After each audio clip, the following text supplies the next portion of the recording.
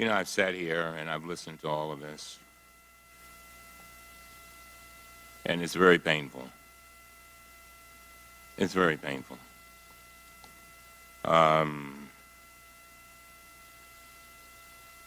You made a lot of mistakes, Mr. Cohen, and you've admitted that. And, one of the saddest parts of this whole thing is that some very innocent people are hurting too. And you acknowledge that. And that's your family. And so you come here today and I deep in my heart, and when I practiced law, I represented a lot of lawyers who got in trouble. And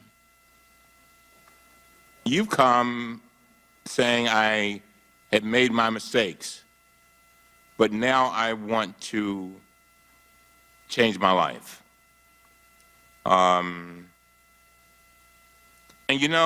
if we as a nation did not give people an opportunity after they made mistakes to change their lives, a whole lot of people would not do very well. I don't know where you go from here. As I sat here and I listened to both sides, I just felt as if, and people are now using my words that they took from me, that didn't give me any credit. We're better than this. We really are. As a country, we are so much better than this. And, I told you, and for some reason, Mr. Cohen, I tell my children, I say, when bad things happen to you, do not ask the question, why did it happen to me? Ask the question, why did it happen for me? I don't know why this is happening for you, but it is my hope that a small part of it is for our country to be better. If I hear you correctly, it sounds like you're crying out for a new normal, for us getting back to normal. It sounds to me like you want to make sure that our democracy stays intact. The one meeting I had with President Trump, I said to him, the greatest gift that you and I, Mr. President, can give to our children is making sure that we give them a democracy that is intact. A democracy better than the one that we came upon. And I'm hoping that the things you said today will help us begin to get back there. Come on now. When you got, according to the Washington Post, our president has made at least 8,718 false or misleading statements. That's stunning. That's not what we teach our children. I don't teach mine that. And for whatever reason, sounds like you got caught up in it. You got caught up in it. You got caught up in it. And some kind of way, I hope that you will, I know that it's painful going to prison. I know it's got to be painful being called a rat. And let me explain. A lot of people don't know the significance of that, but I live in the inner city of Baltimore. All right? And when you call somebody a rat, that's one of the worst things you can call them, because when they go to prison, that means a snitch. I'm just saying. And so the president called you a rat. We're better than that. We really are.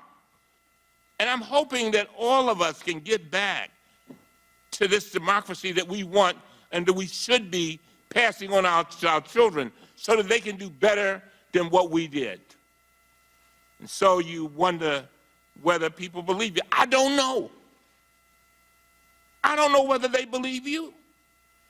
But the fact is that you come, you have your head down, and this has got to be one of the hardest things that you could do. Let me tell you the picture that really, really pained me. You were leaving the prison, you were leaving the courthouse, and I guess it's your daughter had a braces or something on. Man, that thing hurt me. As a father of two daughters, it hurt me. And I can imagine how it must feel for you. But I'm just saying to you, I want to first of all thank you. I know that this has been hard. I know that you face a lot. I know that you are worried about your family. But this is a part of your destiny. And hopefully, this portion of your destiny will lead to a better Michael Cohen, a better Donald Trump, a better United States of America, and a better world. And I mean that from the depths of my heart. When we're dancing with the angels, the question will be asked, in 2019, what did we do to make sure we kept our democracy intact? Did we stand on the sidelines and say nothing? Did we play games? And I'm tired of these statements saying, people come in here and say, oh, this is the first hearing. It is not the first hearing.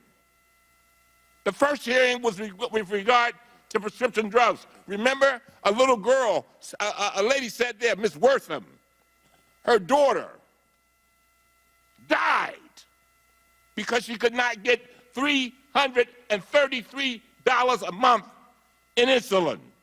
That was our first hearing. Second hearing, H.R. 1, voting rights, corruption in government. Come on now.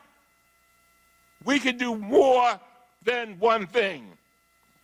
And we have got to get back to normal. With that, this meeting is adjourned.